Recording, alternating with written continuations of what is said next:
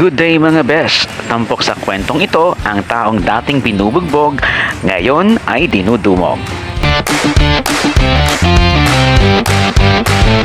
Hindi maputol ang linya ng mga taong nakapila.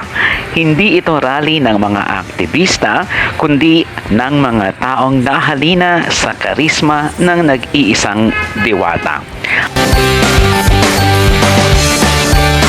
Hindi ito mekos-mekos, bagaman sa bangketa ang labanan ng kainan, sinisigurong ang pagkain inyong pagsasaluhan, malinis, masarap at paniguradong magugustuhan. Dewata Pares Overload, sabaw ng pares na nilahukan ng crispy fried pork with chicharong bulaklak.